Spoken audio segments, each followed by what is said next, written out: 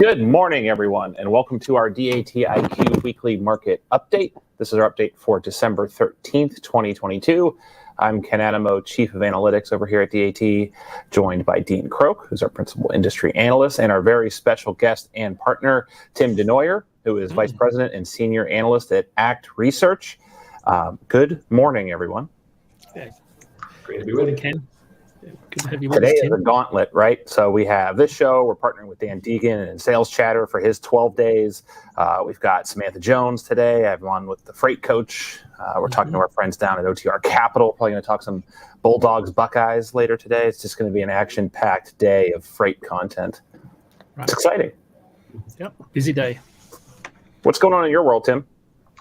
Oh, things are busy as we sprint into year end. We just released the cash report this morning. The November data set is out now, and we also just released our first ever freight forecast report with DAT contract rate forecast. So I'm happy to report that to subscribers a few minutes ago, and we've been forecasting spot rates for some time, but I'm happy to have that final report of the year delivered.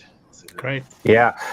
Can you give folks, it's hard to believe anyone's unfamiliar with ACT or ACT Research or your work, but can you give folks maybe a quick reintroduction of what you have going on over there? Yeah, absolutely. So we, each month, since 1986, we have been collecting data from the commercial vehicle manufacturers, classes 5 through 8, trucks and buses. The entire commercial vehicle industry has been reporting into us the number of vehicles that are ordered, built in backlogs, what's in inventory at the dealer level and on the way to dealers, and what gets sold out into the industry each month. So it sort of established us as a supply side economics job for the transportation industry because we have those great relationships. So. Yeah, and the reason I really like what you guys do is it gives a kind of holistic view. We talk a lot, predominantly in our space, about demand side economics of freight. I really like how you inject that supply side to give us a more rounded view of. I think the supply side is a much more leading indicator of what's coming maybe 3, 6, 9, 12 months down, not just tomorrow or next week, right? Can I tell you a geeky econometrics joke? Anytime you would like to, yes. Why do trend models get tripped up by change in economic cycles? I don't know. Supplies. Okay. And with that, my producer's telling me to get to the key points of the week. So we might bring Tim back for the question of the week. But let's get over to our key points of this week. Jiminy Crickets, dad jokes of the day.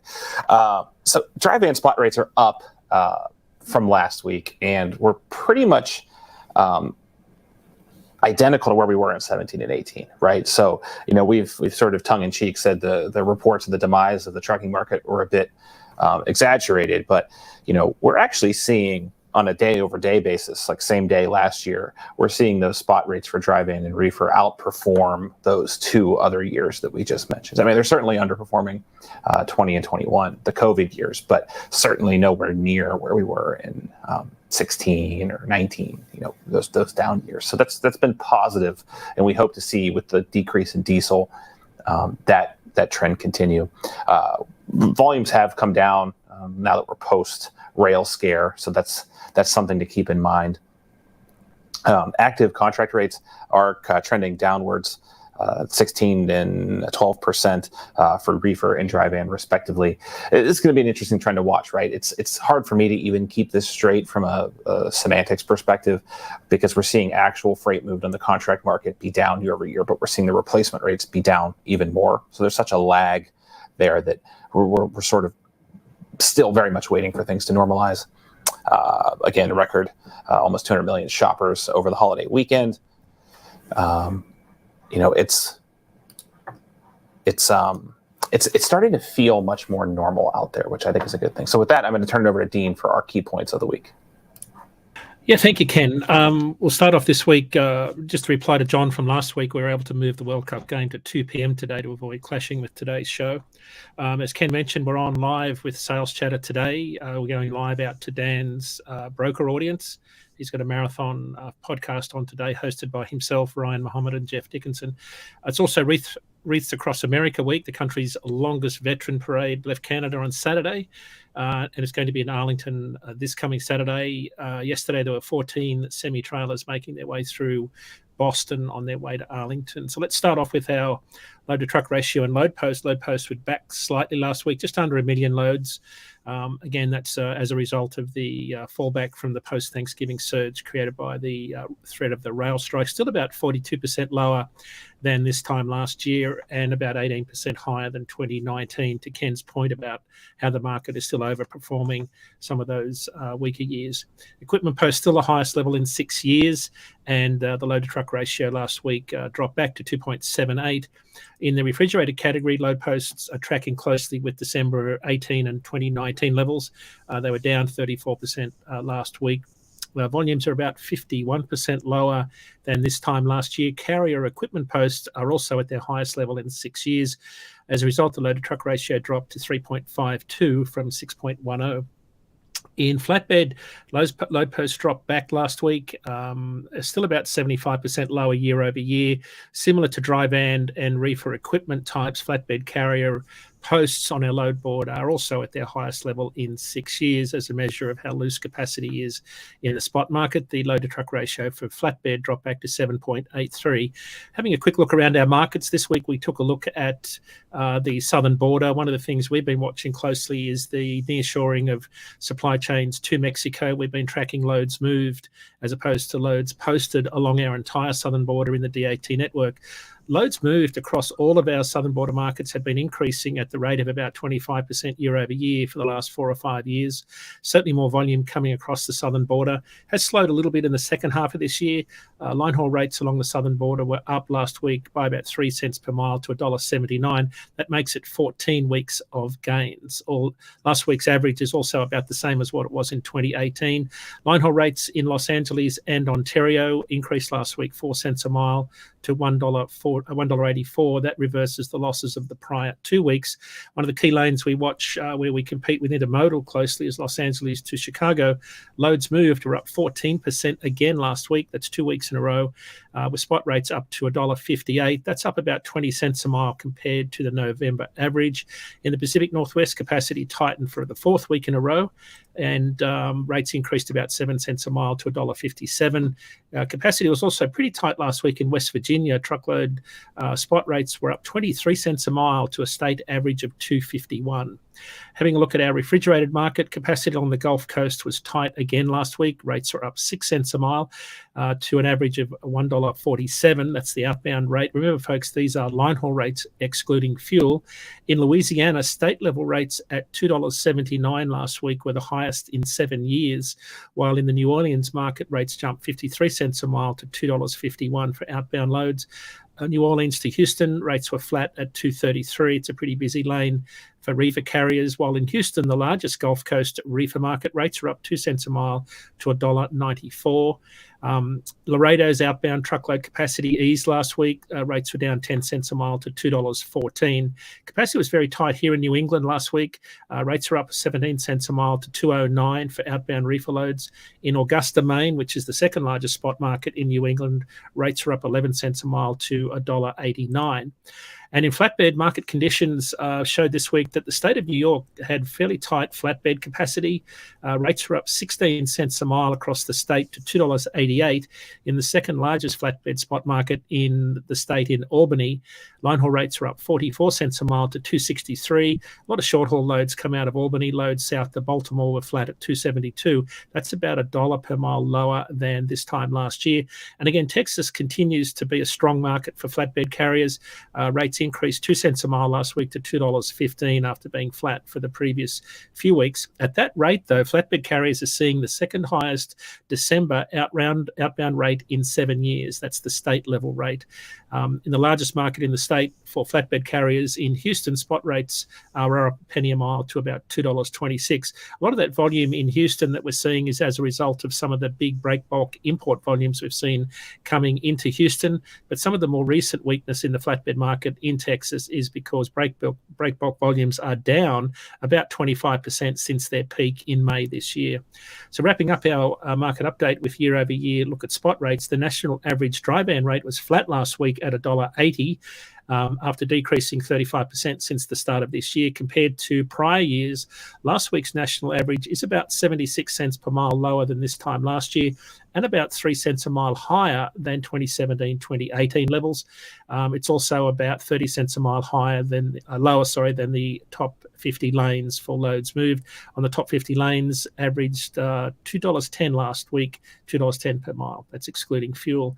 And in the refrigerated category, last week's national average line haul rate at $2.04 remains very close to 2017-2018 levels. Rates were down 3 cents a mile last week and about 91 cents a mile lower than this time last year. Produce volumes are also affecting some of the spot market activity. Volumes are down about 18% year over year and at about the same as what we saw in 2016 levels. So not a lot happening for carriers in produce. A lot of that's being attributed to the slow season we've had in California.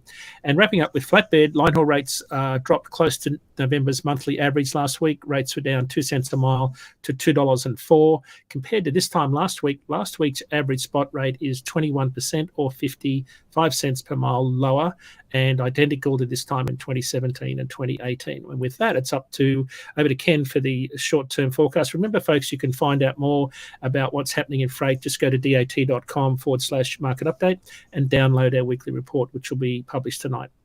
Over to you, Ken. All right, this is an easy couple of weeks to do the forecast because they're just basically crazy every point this time of the year, at least short term. So this is dry van. To level set to those new, the blue line is history going back to July 1st. It's the 7-day weighted moving average of dry van line haul only rates. We only grab the long haul rates, so shipments over 250 miles. And again, that's the actual rate per mile. The colorful lines are our forecast ensemble. The green is our flagship Raycast model. That's what you see in all of our products, whether it be RateView, IQ, or the RFP tool. The red line is a short-term forecast that much more heavily weights near-term data, tends to over-exaggerate. We'll leave it in there for a reason, so that you can see what happens, what's happening short-term. And then we have the gray and the yellow forecasts, which are blends in between those two models. And this is exactly what you'd expect this time of year. We're going to see capacity beginning to exit the market for the holidays, which is going to sort of, I don't want to say artificially because it's very much real, but provide a tighter capacity picture than you would see in a non-holiday time period. Raycast is a bit more pessimistic post-holiday, calling for a bit of a shorter return season before rates tend to ebb back. I will say that all of these are picking up on the fact that fuel has provided some needed relief on the rating side. So diesel coming down pretty much consecutively over the last month or so is making these forecasts more optimistic, which I think is a good thing. If you're a trucker out there, this is when they make a lot of their profit for the year is this peak shipping season. So this is a good thing. Let's talk to reefer real quick. Pretty much the same picture. I would encourage you to take some of that short-term forecast with a grain of salt, although we could see an aberrant spike a lot higher than we've experienced in prior years, just due to how far rates have come down. I think a better view of this is the year-over-year chart that Dean showed. When we're in these last few weeks of the year, seasonality tends to be very, very consistent throughout the year. So if you take a peek at those charts, it'll give you an idea on where to level set over the next couple of weeks. And then I think flatbed is probably the most comical. There's really no market fundamental reason other than capacity coming out of the market for this one. But as you can see, the forecasts are all really, really picking up on that seasonality that you see pretty much every year. So with that, we're going to bring Tim back because he has some really interesting things to share with us as part of our question of the week. Dean? Yeah, Tim, we've got a really tough question for you this week to get going. The question of the week is, what's the macroeconomic outlook for 2023? putting me on the spot here with a tough one to start off. It's Exactly. unfortunately, I tend to try to be a pretty optimistic guy, but I don't have the most optimistic economic message. I mean, I'll say this: this morning we got a really big indicator of key themes of 2023, which is disinflation. So we had a little bit of a more reasonable inflation rate here in November that we just. I think we're still around 7% in terms of overall year-over-year change in the CPI. I think it's 7.1. But if you annualize the November rate, which was 0.2%, that's in the 3-4% range, which so that's leading to some slower inflation to come, which I think that's a really constructive thing to say. But our baseline forecast is for a recession, and we do think the largest round of interest rate increases, since the 1980s is likely to have a pretty significant impact. So we think we'll work through it by, sort of later part of the year, and we'll be back to growth in 24. But we think, the next few quarters are going to be pretty choppy. Interesting. What have you got for us on the new truck and trailer order side, Tim? We've had some pretty big numbers come out in the last couple of weeks. Order books are open. So how do we make sense of some of those numbers against some pretty easy comps? Yeah, definitely. Just to jump in here too, I want to make sure, Tim, if you have slides, just give us a signal when you want to throw those slides up. I think that's a good time to cue them up. Yeah. All right, cool. I just wanted to make sure we didn't move past them, getting all excited about freight forecasting. No, exactly. This comes back to one of the reasons that ACT and DAT work well together. This is the fundamental reason why. The DAT spot rates tend to lead equipment ordering, as you can see on this chart. It varies over time, but there's a very tight relationship between what's happening in the spot market and the way people feel about their businesses and what they're planning on doing with equipment. And knowing what's happening with orders will help us to forecast equipment production and really understand that supply side of the market. But what you can see here is that the relationship really broke down in 2020. Spot rates kept going higher and orders went lower. So that long-term relationship, which was pretty good for the pre-pandemic decade, broke down because of the supply chain crises that manufacturers just couldn't meet in. So they were taking orders essentially back sort of around the end of 20, early 21. Not entirely, of course, but that's the reason that you see this big disconnect, which has only recently sort of reconnected. And orders, now that the supply chain disruptions are easing and build rates are starting to pick up, we're seeing the manufacturers more willing to order to accept orders for vehicles. Right, 23 has been set in most cases, and the order boards are opening up. So it's a little bit different this cycle, but because spot rates have come off. But it tells you there's still a lot of pent up demand out there from a perspective. And the next slide actually shows the backlog, which is another really interesting indicator that we produce. So if you jump to the next, on my screen, I'm controlling. Great. So the backlog at this point, you can see on the right axis here, it's about 9 months. With the blue bar on the right axis tells you that the backlog to build ratio is about 9 months long, which means we've got about 160,000 tractors in backlog at the moment that have been ordered but not yet built. And at the current build rate, that's going to take about. So the reason that I put up just the Class 8 tractor numbers here, I should also point out that there's lots of different types of classes 5 through 8 vehicles. We have some buses in our medium duty data. There's a lot of cement trucks and refuse trucks, dump trucks. They're in the straight truck market within Class 8, which is about a quarter of the market. But we've excluded those because we're talking truckload here, and so that's the situation here. It's going to take, at this point, if on average, if a fleet orders a truck, it's going to arrive around August, September of next year. And then, it's probably worth just moving forward and talking about used truck prices, which is another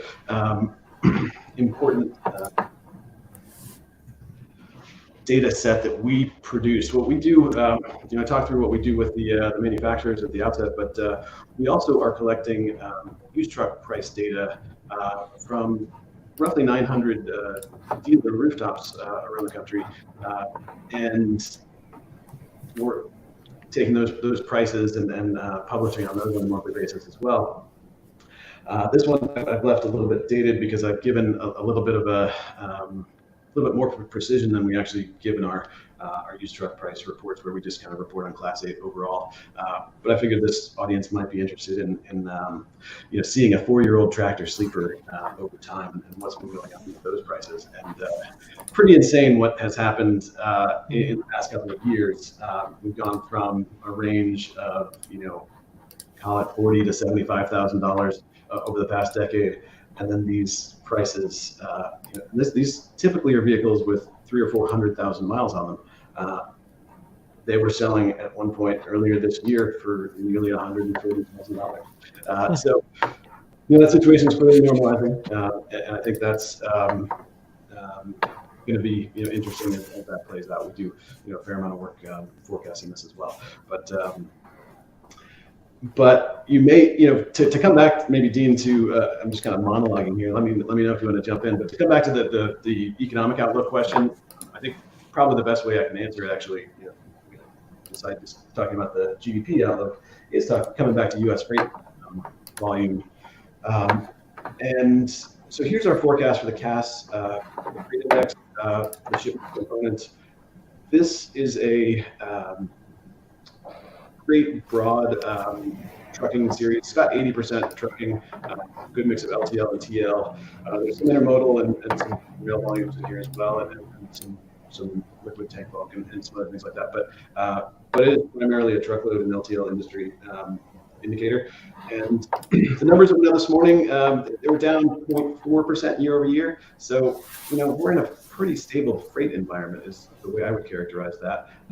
We saw some decent increases in a few months, which there was certainly some movement of some freight and things like that were adding to freight volumes, and we're now seeing some of the payback from that, I think, and there's going to be some softness here in the forecast as the declines in imports and the destocking of inventories play through as we get through this sort of rough patch economically. But the good news is that we think that by the back half of next year we'll be in recovery mode, and the usual cycles will re-exert themselves and we'll be heading back towards growth mode. Yeah. Hey Tim, a question we've been getting a lot that I was waiting for you to come on to ask was, there's been a lot of discussion out there amongst these volume indices. So how do you think about tonnage versus shipments in these transitional markets? So I think the main contention when people look at CAS or our truckload volume index, when you're looking at shipment counts, is we're shipping a lot less air now, and length of haul has increased. I'm trying to think of that correctly, right? So if load factor and length of haul are both increasing, the same amount of freight could be moving on far fewer shipments, right? So how do you think of that interplay between length of haul, tonnage, and shipment count? Well, one anecdote I'll throw out just to start to answer that question is what we're seeing in the LTL sector right now is really a little bit surprising. Tonnage in LTL, if you look at the last 2 months, we've just gotten some updates from carriers. It's literally been decimated. It's down 10% year over year. So, and that's interesting. And that kind of, in an overall freight market that's flat, what that tells us is there's a lot of freight of smaller LTL. Now that there's not quite as much tension in the supply chain. Shippers having more ability to do just as you said, and ship less air, ship more full truckloads instead of LTL shipments, consolidate into the lower cost truckload mode. It makes perfect sense that would be happening. And maybe that's something we can collaborate on even in 23, some sort of a trifecta index, right? That at least tries to explain some of that shift, because we should, between the data that both companies see, be able to map out shifts in volume, shifts in tonnage and then length of haul, and triangulate, that kind of how it should impact you because a lot of brokers are more worried about volume, like their business model is predicated on volume. Other brokers are more specialized and they're more focused on rate per mile. Others are doing backhauls for large carrier. It runs the gamut. Mm-hmm. I think between the CAS data and the DAT data, I'm not sure there are bigger data sets out there. So that would be Hey, Tim, I'm going to have to jump to go meet Samantha Jones for coffee. I did want to thank you, Tim, for joining. I'm going to look forward to catching up on the last 10 or so minutes of this conversation, but I wanted to make sure that people just didn't see me noticeably disappear. So thanks again for joining. Thanks, Ken. Yeah, Tim, one of the questions I had, we get a lot of, is your forecasts are kind of talking about a rather strong second half of next year. That's also when a lot of these backlog of trucks, that bubble of new orders, will start to appear in the second half of next year. Can you sort of speak to one of the other data points that you track, and I know a lot of people are very interested in, which is sort of order cancellations? Because I've seen that in past cycles. I'm wondering if you're seeing anything like that emerge this time around. Yeah, not yet. It's a great question, and it's something we watch very closely on a monthly basis. And but it's really negligible at the moment. And I think the reason is just that at the moment, pent-up demand for trucks is just so high that if you've got order slots, you're not letting them go. I think I have heard anecdotally that there have been a few open up from some fleets who have not been able to get enough, who have said, oh, actually some opened up, and so that's starting to happen at the margin. I don't think that's I think some of that is just as the manufacturers get more comfortable with their supply chains, and that's but I would actually say truck production at the moment is heading into a pretty strong, nearly sort of peak production type of a rate right now. And as we head into the first half of 23. So the supply side is accelerating at the moment. And that's probably we think that's going to continue through the first half of 23. And then, there's this pent up demand question is a big one. We think that these lower freight rates and lower contract rates that are coming through are going to take the some of the wind out of the sails of equipment demand, as the economics would suggest that they should. And so by the second half of next year, I think the supply side is going to be slowing down, which is important in terms of the setup for next year's peak season. And I think we'll be at a more slower growth from a supply perspective then. Yeah, we're still seeing capacity enter the industry when I look at some of the October-November data from the FMCSA, when we look at the net quarterly additions, we're kind of around where we were the 2 quarters last year, Q2, Q3. Of course, Q4 was a peak year last year for new DAT authorizations, but we're still seeing people enter the industry. Even in our network, we're seeing people enter, some leave, that's seasonal, some leave and come back, but we're still seeing carriers seeing opportunity in the market. And I think when you look at some of where spot rates are, Ken alluded to this earlier in the show about how we're still outperforming some of the earlier years. When I look at where we are in the second week of December here, or maybe the third week, our average line haul rate today, excluding fuel, is still about 12 cents per mile above where we would have been in pre-pandemic years. A lot of people ask, why do we compare to those years? They were the most normal years we have outside of the 3 years where the pandemic has upset our entire market. So I think carriers are still seeing opportunity in the market. Anecdotally, that's what they're saying. Prices have come down, but nowhere near where we have been longer term when we looked at some of those charts. Do you think when we get into normal trade cycles next year, we'll see a higher level of inventory hit the used truck rooftop market, and that will potentially decelerate used truck prices? Absolutely. No doubt about it. I think the only question is sort of how far are used truck prices going to fall, but yeah, that's exactly the relationship that I would expect. And I think used truck prices are going to hold up better than they have historically, similar to what you just described in the spot market. I think the bottom is going to be higher than prior cycles for used equipment, and I think there's good justification, especially largely around the supply shortages that we've had, been struggling through these past couple of years. We just haven't added nearly as much equipment to to the fleet as the industry typically does in an upcycle. Yeah. I mean, diesel coming down 21 cents this week. Line haul rates are going to go up. That's another incentive for carriers to enter the market.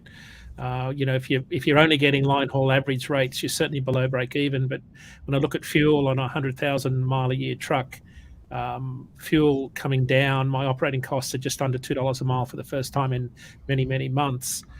So costs are still up, but they are improving. If diesel continues the way it is, that could be an interesting, outlook for carriers to think about, entering the market as that operating costs come down and rates start to possibly go up as a result of diesel dropping.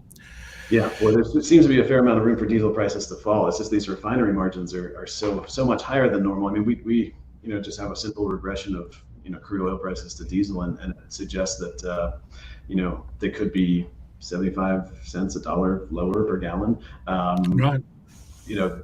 And certainly I understand that the issues around the diesel shortages and all the issues with the war in Ukraine, but there's a lot of stress on that supply chain for sure. But we've only really seen some spotty. I did hear from a fleet that I spoke with recently that there were one or two truck stops that had some diesel outages here or there for like a couple of days. I mean, and that was brief. I think things the supplies are coming back.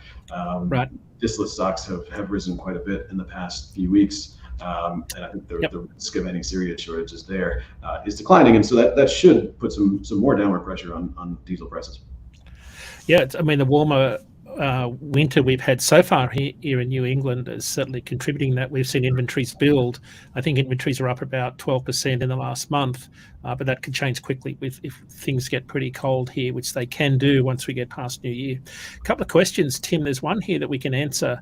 I think you might be able to answer this one here. From Mike C, when will DAT, that's Mike, I'll get back to you on that one. We are building out equipment types to isolate power-only boards. The other question that we had for you, and I've just got to find it here, with many predictions, this one's for you, Tim, with many predicting an economic slowdown in 2023, what is the best way to balance the cost benefit of the supply of trucks in a fleet versus lowering demand? Ooh, great question. Yeah.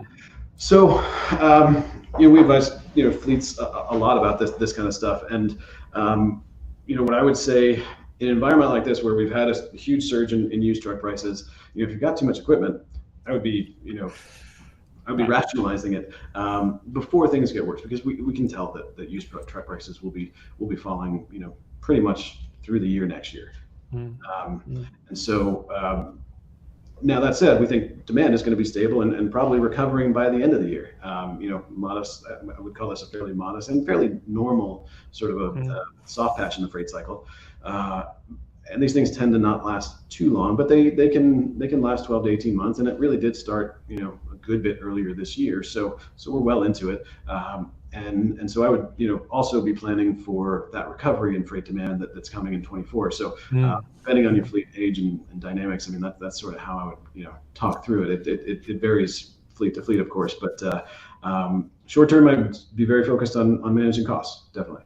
Yeah. That's the first anything that you can do to reduce your costs right now. The great thing about truckload, or one great thing about truckload, is it's a very variable model where there's not huge operating losses when demand goes down, so that's helpful. But you do still need to mind your costs. Yeah, I think that's going to be the focus this year. We've been saying for quite a while that Q1 is certainly going to have much lower demand than what we would normally see during the quiet season. But I think the answer to the question probably depends a lot on what size fleet you've got and whether you've got exposure to buying brand new trucks all the time or buying lower mileage used trucks. I know some fleets that are the way they manage costs is they buy low mileage used trucks with some warranty left on them. Those prices are certainly coming down, but probably not where they need to be. Probably a lot cheaper though than buying a new truck that's coming off a factory floor. Tim, we're sort of running a little bit over time here. I do want to wrap up the show with a couple of shout outs. What have you got on today? Anything you need to be pointing at in the ACT world? I know there's some podcasts you've got going on. Oh yeah, we've got a whole bunch of actually not too much into year end. We're getting ready to shut down for the holidays and just say thanks to everyone as we head into 23. Good for you. All right. So just some shout outs today. I'm going to be on Sales Chatter with Dan Deegan, Ryan Mohammed, and Jeff Dickinson this afternoon. We're also going live out on their feed this morning. We'll also be on there 9 a.m. Eastern tomorrow for Day to Day Wednesday. Ken is already on Meet Me for Coffee with Samantha Jones as we speak. DAT's very own Robert Rouse will be on Landline Now tomorrow at 7 p.m. on Sirius XM channel 146 Road Dog Radio. Don't forget the latest edition of Freightvine has Jeff Tucker from the Tucker Company Worldwide. And just in closing, remember you can find our weekly market update at dat.com/market update or on our new IQ dashboard at iq.dat.com. My apologies for screwing that up. And with that, it's the end of our show. Tim, thank you very much for joining us. Come back and join us soon. And everybody have a safe week. We'll be here at 10 a.m. Eastern next Tuesday for the last show of the year. We've got Professor Jason Miller from Michigan State University on our show last week. It'll make a great couple of weeks to end the year with our forecast for what we think 2023 will look like. Thank you, Tim. Thanks Thank you, everyone. me. Okay. Bye-bye.